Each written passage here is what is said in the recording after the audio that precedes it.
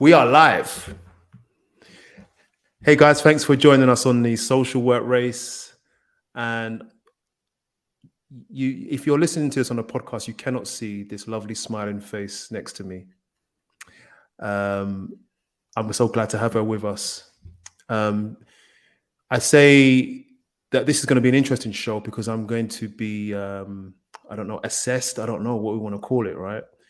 But this is the Social Work Race podcast. You know, this is really a platform for frontline workers and social workers to share their experience, especially for, it was originally created for students to come and learn, because I struggle to learn with certain resources with my learning style. There's not a lot of information out there that is really kind of more down to earth for frontline workers to vent, share their narrative, learn, access to resources, all of that. This is aiming to be the place. And I'm joined with someone who I met via LinkedIn. And I have no idea what we're going to label this show, but it's to do with coaching. So I just want to introduce you to Rash, who has joined me. Yeah, we've met through LinkedIn. Obviously, I'm posting and probably tweaks your interest, and I called out. I think I called out to you, I didn't know, or something like that. And it's a pleasure to have you on the show. And she's really got some really positive energy. So if you really want to catch the rest of this show in video form, just go to the YouTube channel, The Social Work Race, and you'll be able to see that beautiful smile. And her, I don't know, is it a filter? She's got this amazing look, better than mine. And I've put a lot of work into mine as well. It's not fair. And she said, all I've got is this simple video camera. I'm like, it's not fair. So yeah, let me hand you over to my friend, and she will introduce herself, and then we'll take it from there. Oh, go ahead. Yeah, introduce yourself. Thanks.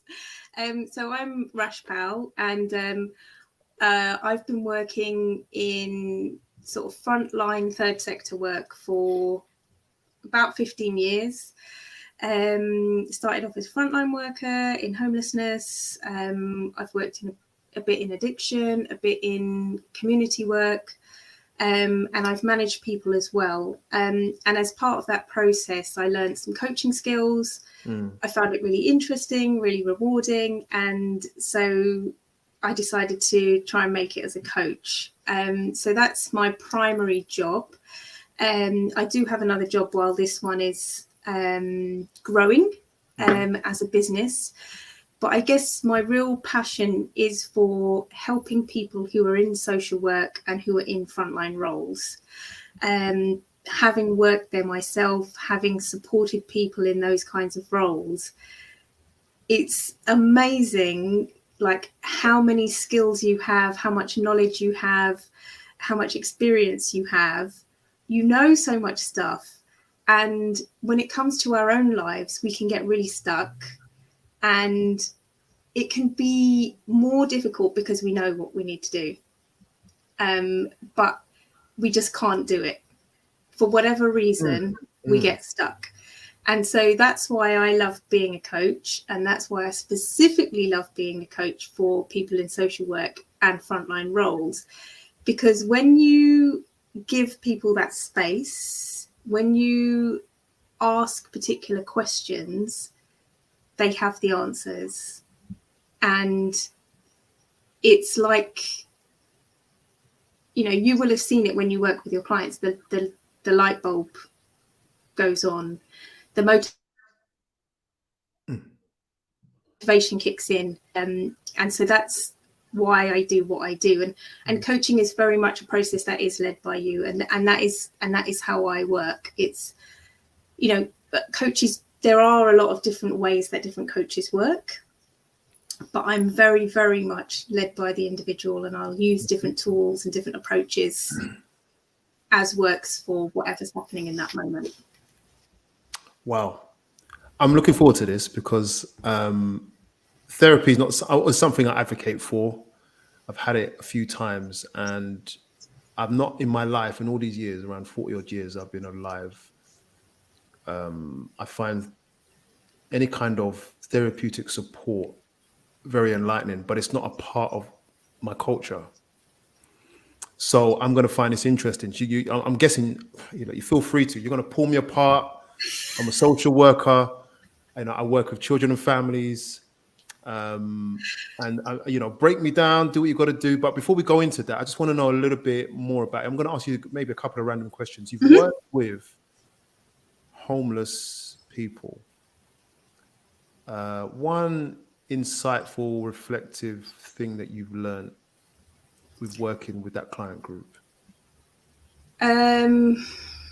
What can I say? I know you weren't ready for this question, but that's okay. No, but I mean, I think so many things. Like, that's why I'm like taking my time with this question, because I think one of the things that really pops into my mind straight away is that it takes time, and it's about building relationships. Mm-hmm. And unfortunately, the systems that you work in when you're working in homelessness can be very challenging towards that process. Funding is very concentrated on particular approaches or particular timescales, particular outcomes. So it can be a really challenging job, because people need that time, they need that input, they need to build trust. And you also, I think the other big reflection is you also need to be able to draw your own boundaries internally, in terms of the fact that it can take a long time, and the intervention you have with someone might not be the intervention that makes a difference to that person, or it might not be that first intervention.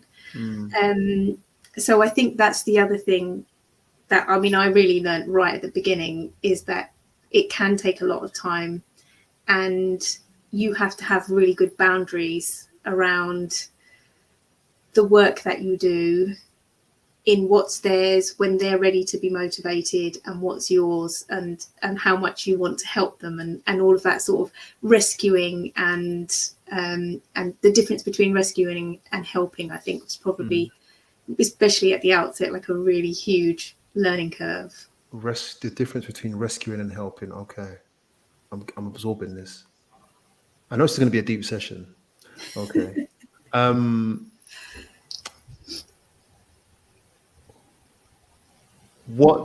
many I won't ask that question, actually. I'll say, what have you noticed about working with social workers? I would say, of the social workers I've worked with, they're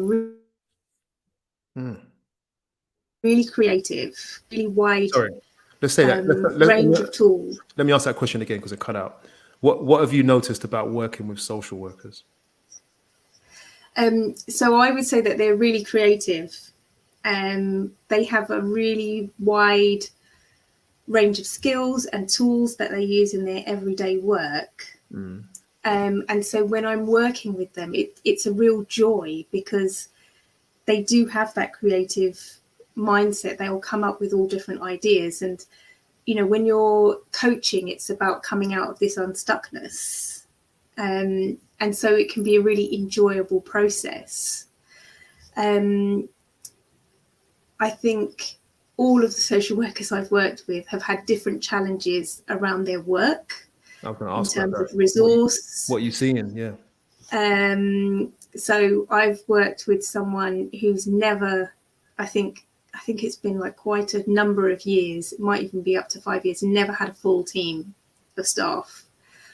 And then it's very difficult. They try and support each other as much as they can, but it's very difficult, because it's always changing, and there's never enough people.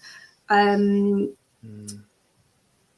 think that's actually the majority case, that the staffing there's a lot of turnover, and so it's really hard to feel like you're fully staffed. And I think, of course, people are really empathetic, they're very caring, and there is, I think, everybody is different, like regardless of where they work. But the majority of people I've worked with have struggled with self-care, and they have struggled with the boundary of when to stop with work, how to switch off from work. Because of that pressure, because of that resource as well, lack of resource, wanting to do your best for the people you work with, but not having the resource to do it, but then feeling very close to burnout yourself. So just trying to work out how to create something between that. I think we're going to talk about this today. Okay. This is me, and I'm thinking, should we? I've got a list of questions here, and I'm thinking, should we dive in? Because I think this is the meat of it, right? Here I am. I'm a social worker. I remember, and I guess, can we start here? Should we just start the session here? Go for it. Okay, this is it. Lovely. There are a few nights that I remember that I kept waking up at night thinking about the clients I'm trying to help. And I mean, I'm tired, but I won't sleep. And they're constantly in my mind. And then, and I've worked with families and children. I worked in youth justice, and I remember times when I had levels of anxiety, thinking, how am I going to solve this problem? And the struggle to switch off is real, because when we're at work, it's all about the family or the child or the problem. And I'm coming to you and I'm asking you if you can help me. Yeah. So I think I would probably start with asking, are there particular times when this happens? When I struggle to switch off, I need to switch off when I get home. It's difficult. But at night, when I think, okay, I'm really tired, but I won't sleep. So are you going to sleep and then waking up? Yeah. Or you can't get to sleep, or both? It can be both. There are different times. Sometimes it can be both at the same time, or one or the other. Yeah. And are there particular issues that keep yours, where there's specific things happening in your workload? I would say it could be more a sense of failure. Okay.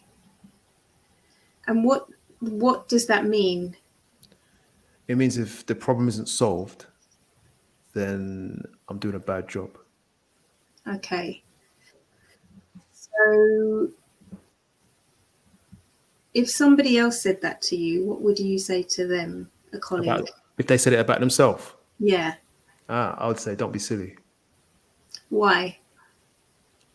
Because you're doing your best, and this is all we have. These are all the resources we have. So don't put yourself down. Okay. Why else? Because social work is tough.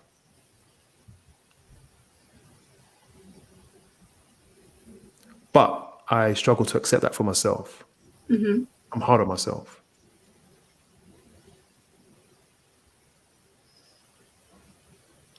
I noticed that you're given a lot of silent moments, which is really forcing me.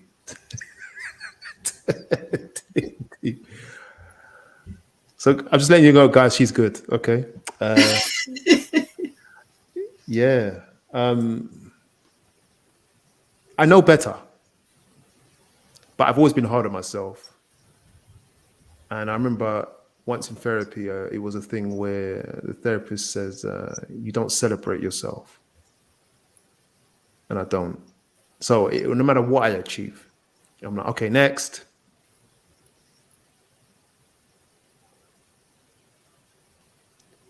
So when I'm with the family or helping the family, my hands are short because resources are short. There's a lot of demands. And that feeling of short hands for me means that when I go home, I feel like I can't give up the fight. I don't feel like I've accomplished because the problem is always there.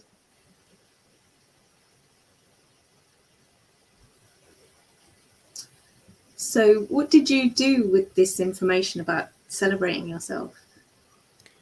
I can say I haven't been consistent in doing that. It feels wrong. You should celebrate yourself, but I shouldn't celebrate myself. Because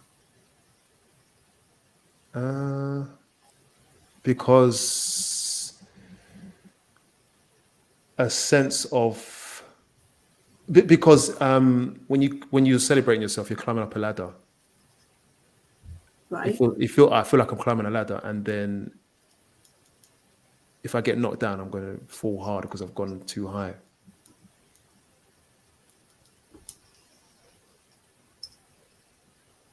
Okay. What does it mean to celebrate yourself? Wow. To pat myself on the back. Mm-hmm. So if there was someone standing behind me, which was me, let's say I was standing behind myself, and I pat myself on the back, I would say, "Don't do that. The job's not done. Yep. You haven't achieved the goal," which is, I don't know, it could be money or just, any kind of milestone.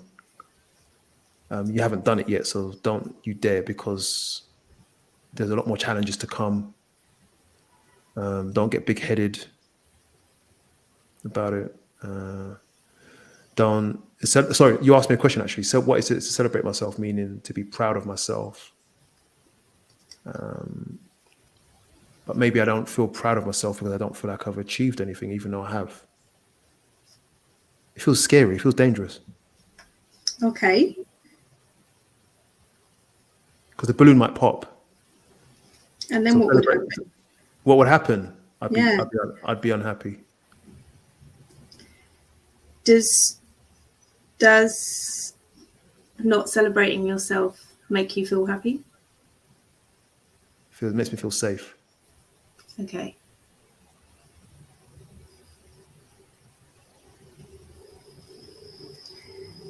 Okay.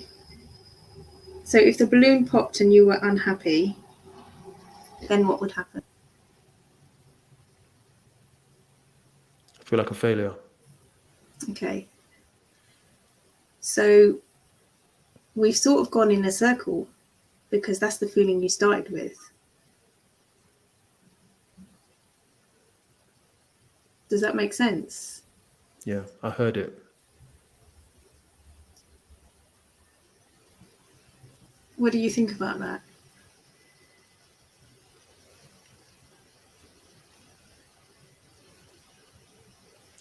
I guess I've lived with a lot of failure. So failure is my narrative, but it's on the inside. It's not on the outside. So much. I feel a lot here, but I don't let it out easily. And I think part of me lives in apprehension.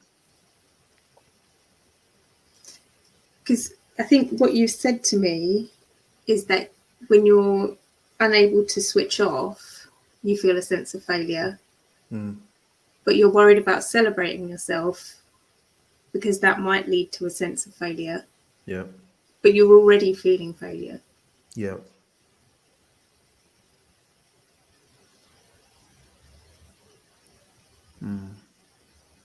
So some of the things that coaching works with is our internal limiting beliefs. And so asking these questions, why, what does that mean? Some of these sort of visualizations of this balloon and the ladder help to start exploring what those limiting beliefs are and how they come up for you. And the more you can dig into those,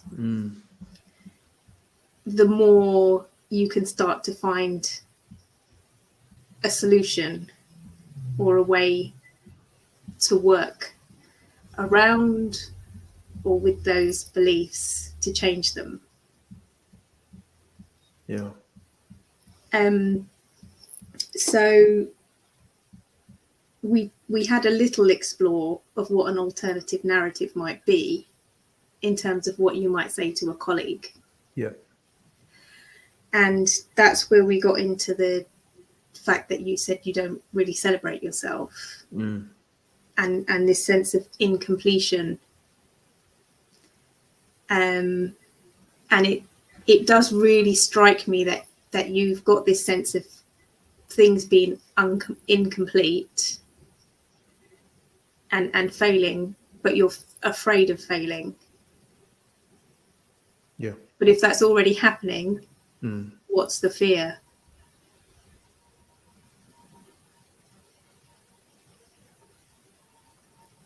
Does that make sense? Yeah, I'm trying to answer that question. So it's not something you have to answer right now. You might take your time to think about it. Okay. But also, I think there's something about what completion means. And you talked about the goal, like reaching the goal. So going right back to what the issue was in the first place, it's about working with clients. And so maybe it's about thinking, what is the goal when you're working with clients? And how can you maybe reframe that goal so there's less chance of it feeling like failure? And thinking about the things that you might have said to your colleagues about you're doing your best. So what does it mean to do your best within the resources that you have? Does that make sense? Very much. I'm actually processing, what am I doing? I think on one hand, I'm hired to do a particular job, but social work calls us to do more. And so, yeah, you have to tick the boxes. But when you're with a real life family, you have to find solutions as far as possible. But I take them very seriously. Sometimes I don't see a solution, but then I take that on. And the part of my job is not to find always a solution, but to find a pathway. I know this. There need to be two of me, right? I need another one of me to start correcting me, right? I need a coach, is what I'm trying to say. So one of the things that I would recommend, so this is like literally, it is this changing the narrative, like, because you've had this narrative in your head for a long time. It's not new. Forever. Yeah. There you go. And so you're not going to be able to switch it off overnight. Right. Yeah. Our neural pathways are set from very early on. And whenever you try to change something like that, it takes work. And so one of the things that can work is affirmations. Okay. Yeah. Have you ever had used affirmations before?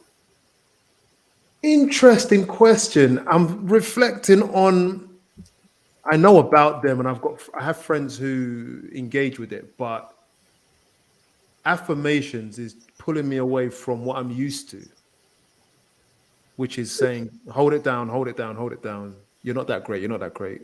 But I know this, but this is what I need. I think I need to break through into it. Give it a good chance. Because I'm Christian, and I guess a lot of prayer is affirmation. But I don't trust affirmations because I'm like, well, but the world out there has got a lot of problems. It's going to attack me, and and that's the internal fight. I mean, what you see on the outside, you won't see this because I just don't show that. But affirmations are possibly a way out. Well, I think it doesn't work for everyone, you know, and that's how coaching works as well, is that, you know, we offer a range of tools, and some of those tools might work for you and some of those tools might not. Right. And in terms of affirmation, sometimes the process of making an affirmation can be quite empowering. So this is what I recommend, is that you do a bit more thinking on those thoughts that are holding you back. So a thought that might be holding you back is, I don't want to get too big-headed. Yeah. Yeah, that's something that you said. Yeah. And you then might challenge that thought with another statement that's positive, it's in the present, and it's affirming. So if you were trying to think of something to challenge that statement, what might you say? I don't want to get big-headed.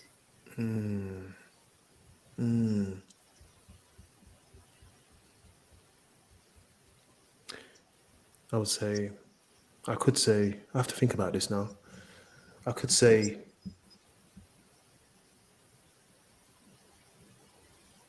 don't be so hard on yourself. Yeah. Yeah. And so to make that into an affirmation, rather than saying don't, you would say, you would say, I'm going to be softer to myself. Right. Or kinder. Right.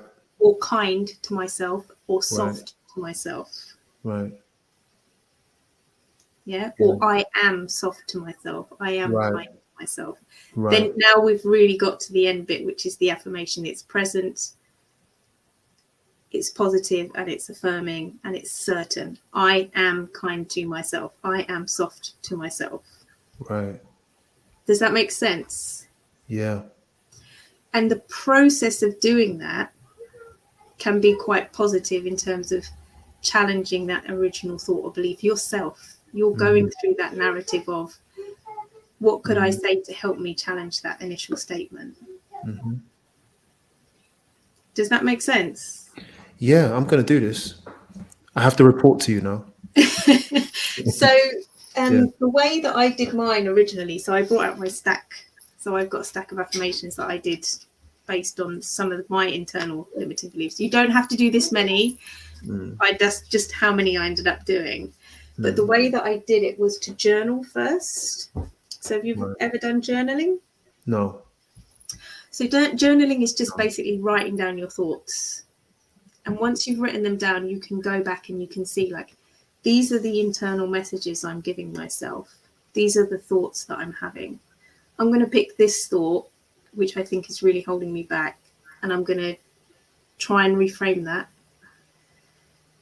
challenge it, and build that into an affirmation. So that can be a really good process. Just journaling in itself can be really helpful.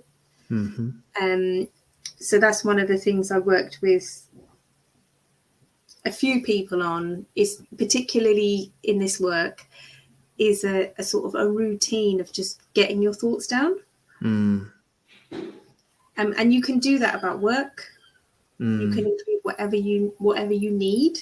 And it can give you a space to process. It can also give you a space to reflect. If you want to read it back, you can. If you don't, you don't have to. So those are two different tools that I'm going to invite you to have a think about. Perfect. Can I ask you a question?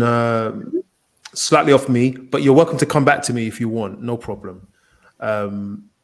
What have you seen are the benefits for, I say in particular, social workers, but even the frontline workers? What benefits are you seeing as you engage them in this way? So the things that people have fed back to me have been around self-confidence, self-esteem. Organization has been one that's popped up a few times, which was interesting. Right. Somebody reported that they felt less lonely because they had felt more empowered to ask for help and to set boundaries around what they were doing for everybody else. Somebody else who didn't have any issues with their work but wanted to start a new project, just said they were really surprised by how much they had in themselves to reach that goal, which they thought they had explored, and they couldn't work out why they were getting stuck. But just by having that conversation, having that space, having someone asking the questions, doing a bit of digging, they came up with their own answers. They just needed that environment, that space. And something I want to touch on, actually, whilst you said it, what do you mean when you say people have the answers in them? So, for example, frontline workers, social workers, what relevance is it that they have answers within them? How are you going to use those answers within them to improve their output, their desires? What are you working on? What are you using that for? What does that mean? I'm asking you a lot of questions on that. No, that's great. So because you've sort of helped me by asking me the question previous to that. Because if you're thinking about improving confidence, improving esteem, helping people to feel more organized, that's all stuff that you do in social work. You do help people with those things. Right. So you have those tools and skills within yourself. You know the answers. You know the range of, people know about reframing. They might not know what the word is. Yeah. But people know about changing your thought patterns and helping you to feel more motivated. What makes you feel more energized? You can recognize sometimes the thoughts that are unhelpful, and often when I share a tool, it's familiar. It might not be one that you've used exactly, but you understand the process, or you understand where it's taking you, and you understand people. Right. And that's half of the thing of coaching, is understanding people. And so I help you to reflect on that knowledge that you have already. How do you mentioned something earlier on about organization? This is feedback you're getting from your sessions. How are people, what does it mean when people say that you've helped them to become more organized? No, let me be more clear on the question. What does it mean when you say through your coaching that frontline workers, say social workers, are becoming more organized? What does that mean?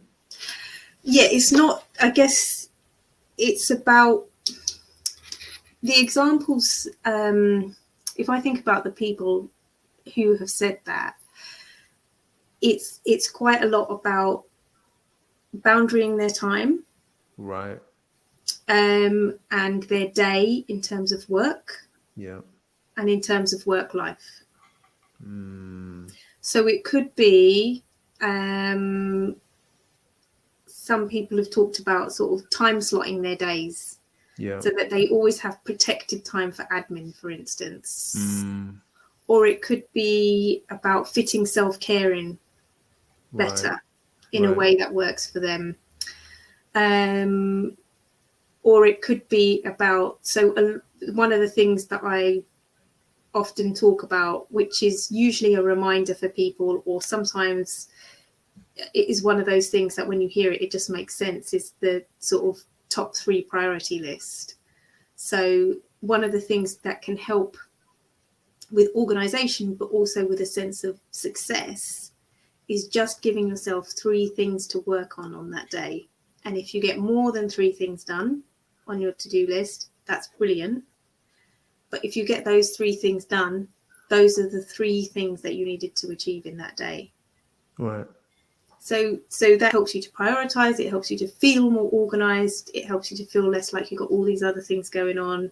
And so things like time blocking in your diary as well. So lots of different things for different people. Right. Question for you. It might be the last one. I'm not sure. What has this line of work done for you? Which line of work? The coaching or the line of work before? Wow. Okay. No, this coaching. Yeah. Coaching. It just feels like it fits for me, and it feels like it's given me a sense of freedom. And yeah, I mean, there's lots that this freedom has also unpacked for me.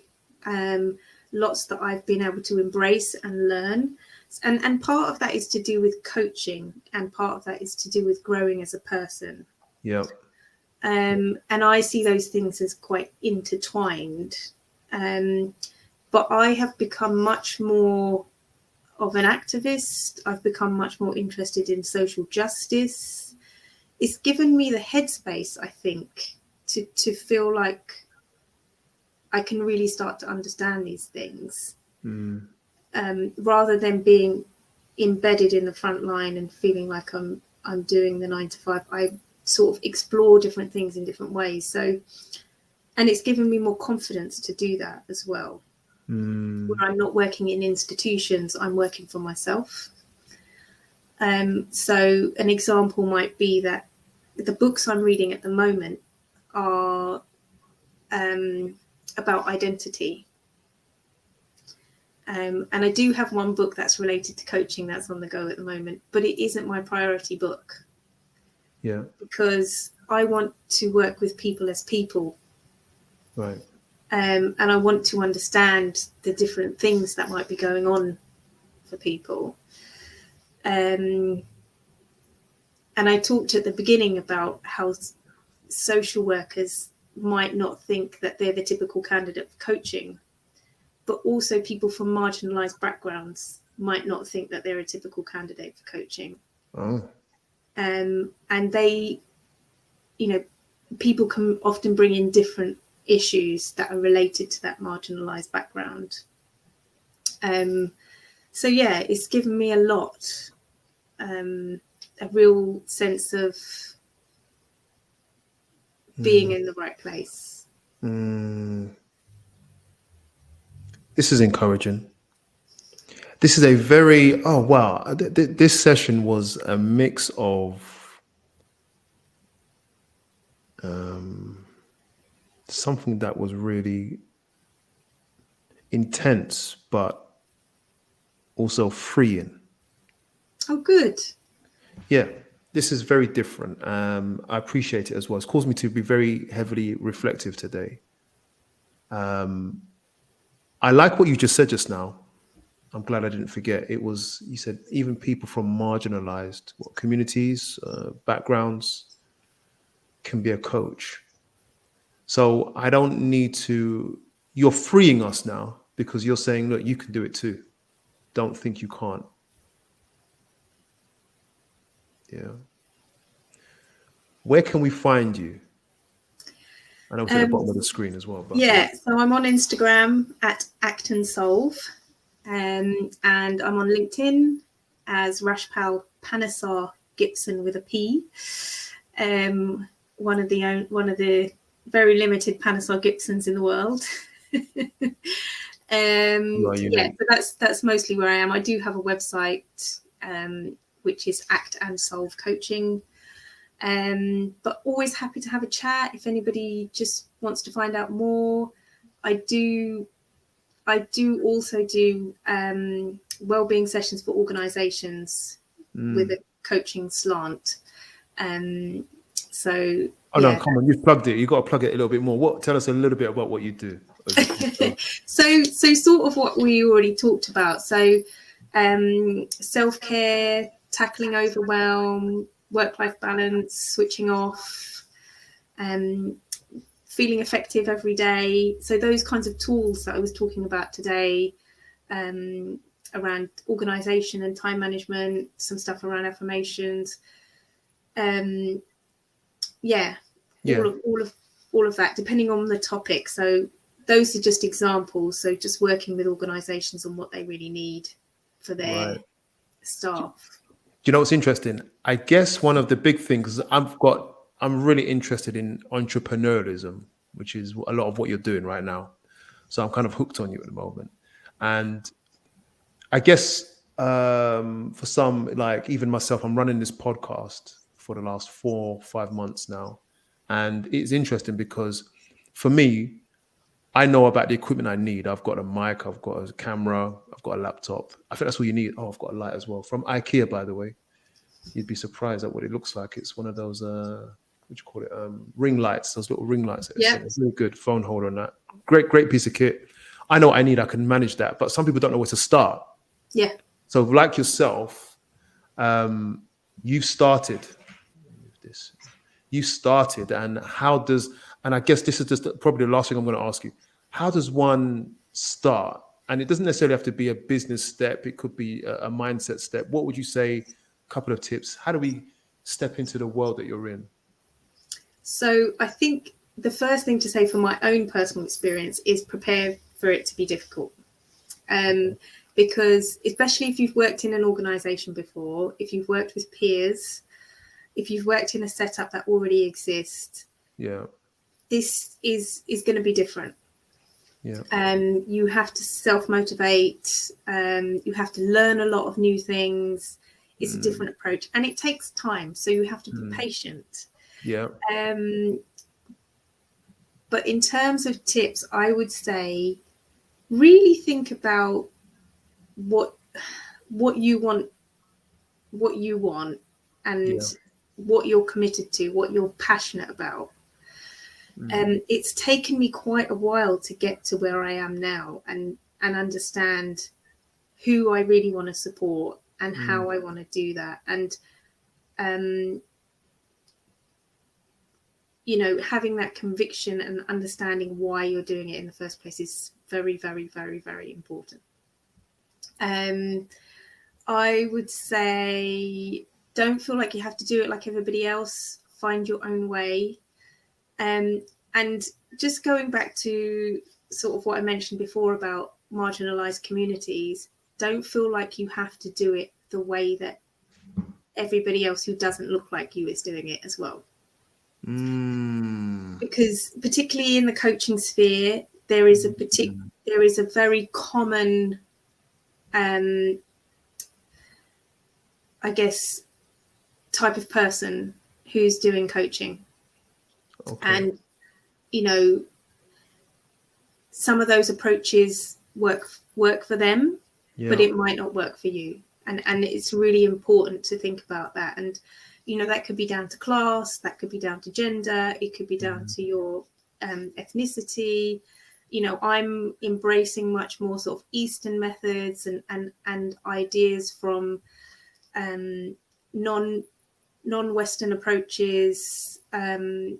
But that doesn't come freely. It doesn't come, it's not common at the moment. The more common approaches are very Western based. Right. So